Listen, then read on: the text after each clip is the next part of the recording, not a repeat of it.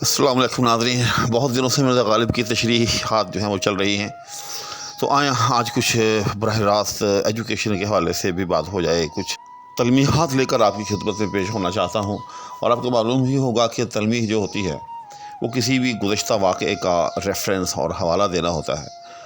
آپ محض ایک وہ لفظ جو ہے وہ اپنے شعر میں ذکر کر کے پورے واقعات کا جو ہے ایک طرح سے پس منظر بھی بیان کر دیتے ہیں، اس کا پیش منظر بھی بیان کر دیتے ہیں، بلکہ اس واقعہ کو جو ہے اپنے شعر میں سمو دیتے ہیں۔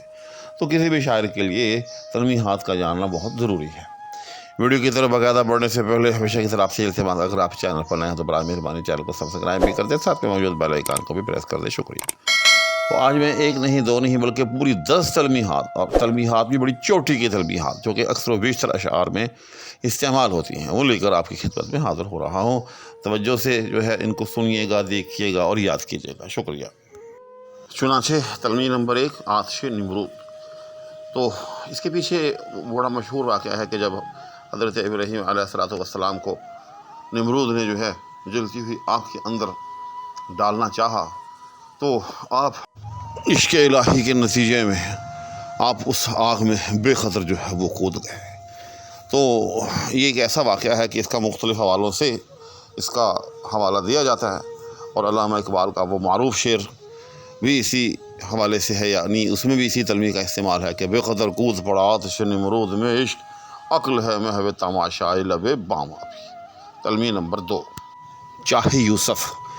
تو اس کے پیچھے وہ معروف واقعہ ہے کہ حضرت یوسف علیہ السلام کو جب ان کے بھائی بہلا پھسلا کر اپنے ساتھ لے گئے اور دھوکہ دہی سے کام لیا، اور بالآخر جو ہے ان کو جا کر ایک کنویں میں پھینک دیا، تو وہ کنواں جو ہے وہ کہلاتا ہے چاہے یوسف علیہ السلام کا کنواں۔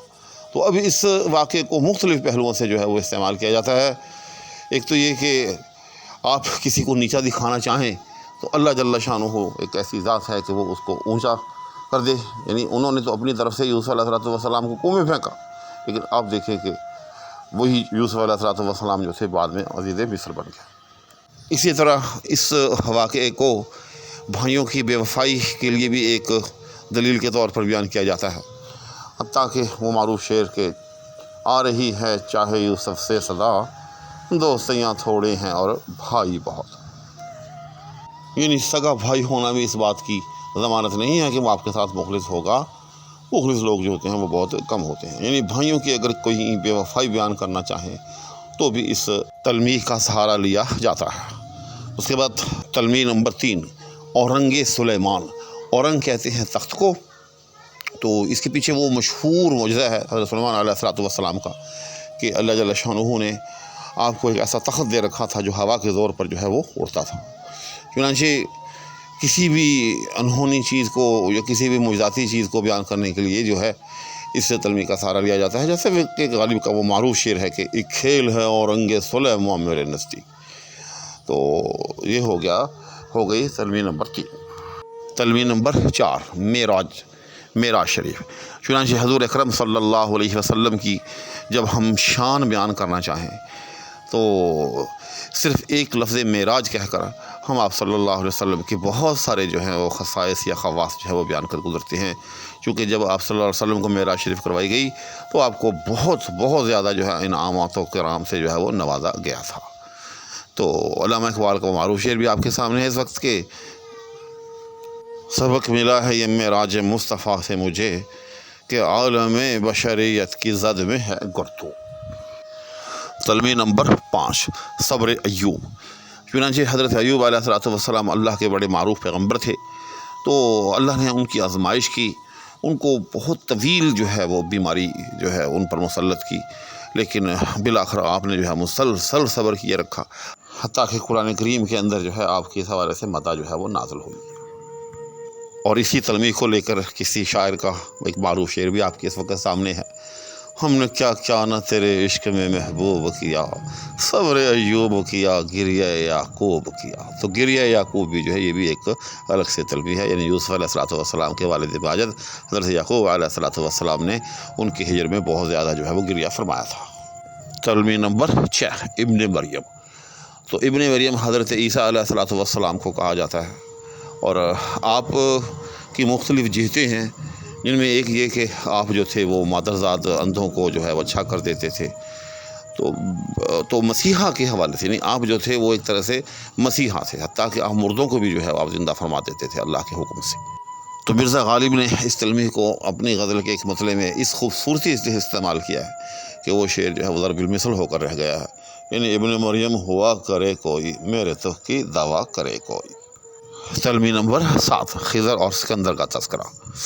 تو خضر علیہ السلام ایک ایسی ہستی کو سمجھا جاتا ہے کہ جن کے بارے میں یہ گمان ہے کہ وہ ابھی بھی زندہ ہیں، اور نیز یہ کہ انہوں نے آب حیات جو ہے وہ پی رکھا ہے، اور نیز یہ کہ جو آب حیات پی لے اس کو کبھی موت نہیں آتی۔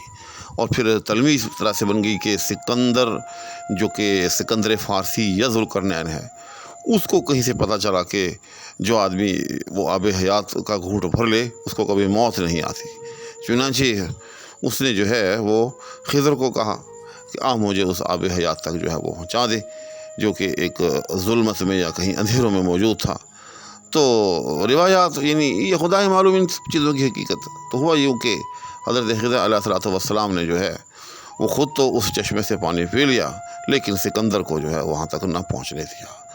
تو اب اگر کسی رہنما کی رہنمائی پر طنز کرنا ہو تو پھر اس تلمیح کا جو ہے ایک طرح سے سہارا لے لیتے ہیں، جیسے غالب نے لیا ہے ان کا معروف شعر کہ کیا کیا خضر نے سکندر سے، اب کسی رہنما کرے کوئی۔ تلمیح نمبر 8، کوہتور۔ تو کوہتور اس معروف پہاڑ کا نام ہے کہ جس پر حضرت موسیٰ علیہ السلام اللہ جل شانہ سے ہم کلام ہوا کرتے تھے، اور جس پر آپ نے کھڑے ہو کر اللہ سے کہا تھا کہ رب ارنی، کہ اے اللہ مجھے اپنا آپ دکھا دے، اور اللہ نے آگے سے کہا تھا کہ لن ترانی، کہ تو مجھے نہیں دیکھ سکے گا۔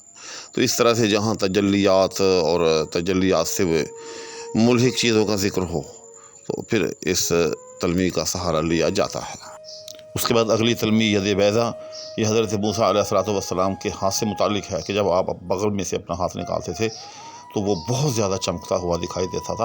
اس کے بعد تلمیح لیلا مجنوں۔ تو لیلا مجنوں بالکل اس طرح سے جس طرح سے ہمارے ہاں ہیر رانجھا، سونی ماہیوال یا سسی پونو وغیرہ جو ہیں ان کی محبتیں مشہور ہیں، تو اسی طرح سے لیلا مجنوں کی جو ہے محبت وہ بھی عرب میں مشہور ہے۔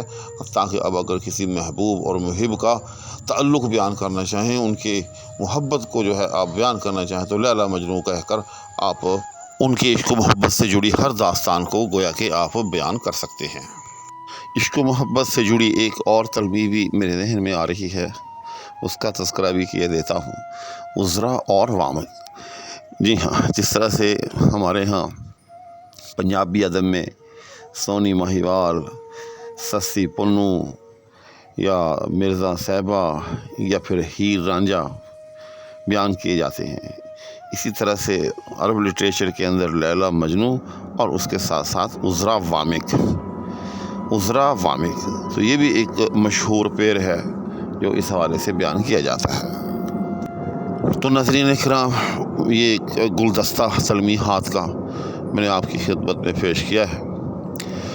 اس گلدستے کی قدر اسی کو ہوگی جو شعر و ادب سے حقیقی تعلق رکھتا ہے۔